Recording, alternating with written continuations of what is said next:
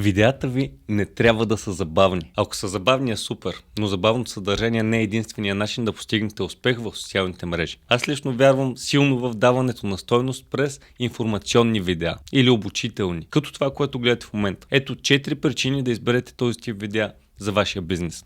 Номер 1. Ако продукта или услугата ви изисква определено ниво на разбиране или знание от страна на клиента, представянето на информационно съдържание може да помогне в изграждането на доверие с клиента. 2.